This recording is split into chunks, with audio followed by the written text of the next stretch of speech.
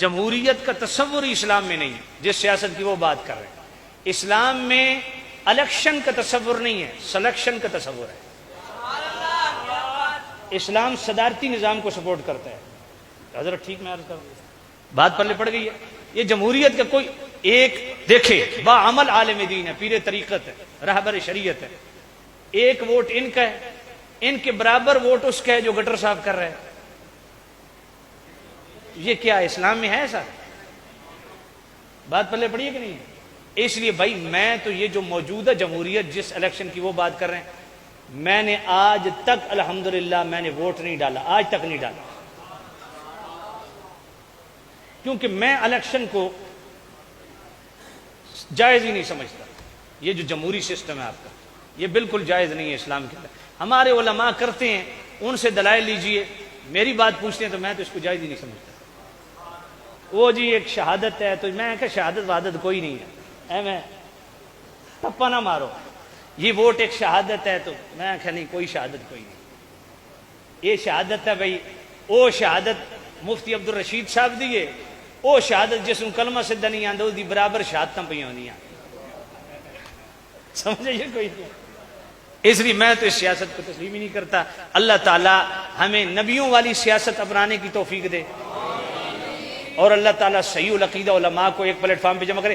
ایک plate form پہ بھی جمع ہو جائیں پھر بھی یہ بھول جائیں کہ آپ کو کوئی اقتدار میں آنے دے گا۔ یہاں نظام آوے کعوہ بگڑا ہوا ہے۔ اتحاد کا فائدہ یہ ہوگا کہ آپ کی آواز میں تھوڑی پاور ہوگی، وگرنہ مجھے بتائیں اس وقت سارے بکھرے ہوئے ہیں۔ وہ الیکشن یاد ہے جب آپ جمعیت علماء پاکستان کی چھتری میں آپ اپوزیشن میں بیٹھے تھے، یاد ہے یا نہیں یاد؟ کون سا دور تھا؟ دور کون سا تھا جی؟ جی کیا کہہ رہے ہیں؟ اچھا نہیں وہ تاریخ میں پوچھ رہا ہوں، سن کون سا تھا؟ 77 78 میں جمعیت علماء پاکستان، یہ پلیٹ فارم کس کا تھا؟ خالصتاً سنیوں کے پاس تھا۔ پہلے قیادت میرے شیخ طریقت حضور شیخ الاسلام والمسلمین علیہ رحمۃ الرحمن والرحیم خواجہ غریب نواز خواجہ قمر الدین سیالوی رحمۃ اللہ علیہ، اس کے بعد نورانی صاحب رحمۃ اللہ علیہ۔ مجھے بتاؤ کہ آپ قومی اسمبلی میں اپوزیشن میں بیٹھے تھے، ہے یا نہیں؟ جب آپ اپوزیشن میں بیٹھے تھے 73 کے آئین کے حوالے سے آپ نے بڑا اہم کردار ادا کیا، مجھے بتاؤ وہ آپ کا اتحاد کدھر گیا؟ جب آپ اسمبلی کے اندر بیٹھے تھے اگلوں نے آپ کو ایسا تتر بتر کیا کہ چیز نظر ہی نہیں آتی۔ جب اکٹھے تھے اپوزیشن میں تھے، طاغوتی قوتوں نے آپ کو جدا کر دیا، تو ابھی تو آپ اکٹھے ہی نہیں ہیں، تو آگے آپ نے کیا جانا ہے؟ پتہ نہیں میرا پوائنٹ تو ہمیں سمجھ آیا کہ نہیں آئی؟ جب آپ اکٹھے تھے ایک پلیٹ فارم پہ، آپ اپوزیشن تک پہنچے، پھر بھی اگلوں نے ایسی کارستانی کی کہ آپ کے جناب والا پتی پتی بکھیر دی۔ ابھی تو آپ خود بکھرے ہوئے ہیں، پہلے اکٹھے تو ہوں۔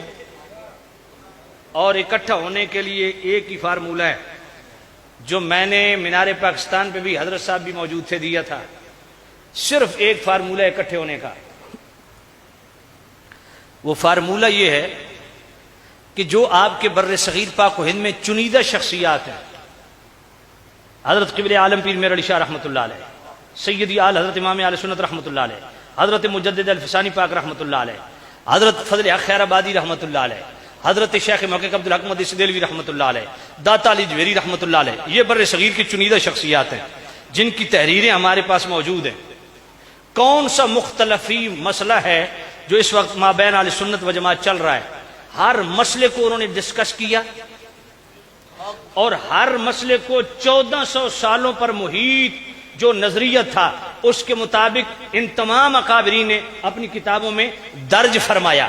گویا یہ وہ بر صغیر میں ہمارے اکابر ہیں کہ جنہوں نے 1400 سالہ تسلسل اس کو اپنی کتابوں میں تحریری انداز میں ڈسکس کیا۔ اس وقت سب سے بڑی جو دوری ہے، سب سے بڑی جو منافرت ہے، تفریق ہے، وہ عقائد کی بنیاد پہ جناب والا پھوٹ پڑی اہل سنت کے اندر۔ میں کہتا ہوں ان اکابرین کو حکم بنا لو، ان کی تحکیم کو حرف آخر کے طور پہ تسلیم کر لو اور ایک اعلامیہ تشکیل دے لو، اس پر جناب والا سارے سین کر دو، جو سین کرے وہ سنی، جو سین نہ کرے اس کو لات مارو۔ سمجھ کوئی نہیں آئی؟ چاہے وہ مسئلہ تفضیل شیخین کا ہو، وہ مسئلہ مشاجرات صحابہ کا ہو، وہ مسئلہ ایمان ابو طالب کا ہو، جتنے مختلف مسئلے اس وقت مابین اہل سنت و جماعت کے، کیا ان تمام اکابرین نے ان کو ڈسکس کیا یا نہیں؟ تو ہم تو کہتے ہیں کہ جناب ان کی تحریریں آپ کے سامنے ہیں، ایک جناب والا تحریر تشکیل دے لو، ایک اعلامیہ، اس پر سارے سین کرو، جو سین کرے وہ سنی۔